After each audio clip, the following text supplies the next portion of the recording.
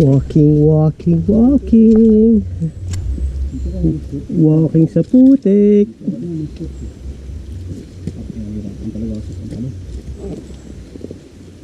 Dito ka mawakarak, sa kabila ka, baka matumba ka dyan. Wala ka lang sila medyo yung baitan. Hindi ka doon sa pantalon.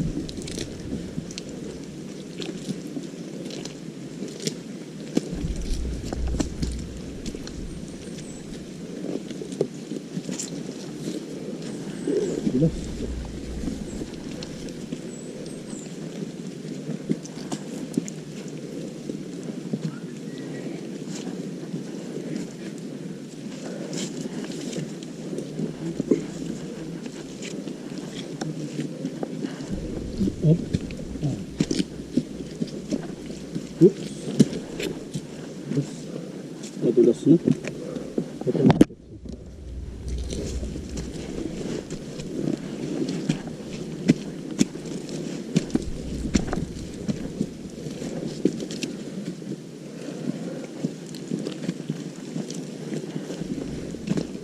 Bawi na lang ako sa picture. Hindi ako makapag-video. Hindi ako mag-video rito. Oo.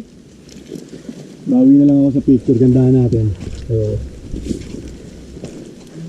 Maambuli nga. Dapat dito, magdala ka ng ano, yung ano, may tungkod ka. Sarap.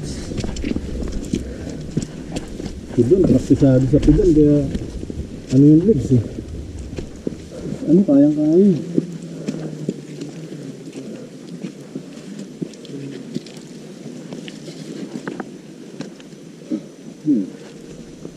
Ako sa Pangasinan, pre, ganito yung, ganito kataas, bit bike. Walang ano, walang porter. Tinidor mo, pre? Ha? Ano yung tinidor mo? Fox 36. Magkano bilhin mo nun?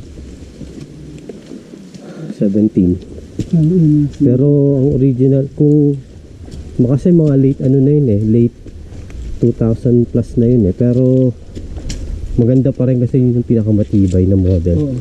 Brand new. Hindi, second hand. Pero yung second hand, good naman. Oo, good yun. Kasi ang 17? original na Fox ngayon nasa 40. Oo. Depende pa kung anong klaseng Fox ang kukunin mo.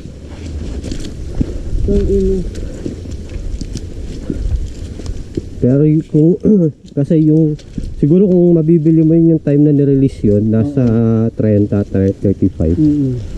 Sabi nga nung bike ko, di ka magmotor, gago. Presyo mo yung bike ko para NMAX na yan. Ano yung frame mo? Commercial. Sarap siguro yung sa frame mo. Oo, pre. So gano'n nga testing, pa-testing ko sa'yo. Sarap yun. Si Bri, di na nag-bike no? Meron siyang bike na binuo sa Quezon Ngayon? Oo, nakita ko yung mga litrato niya. Hindi ko nakikita yung mga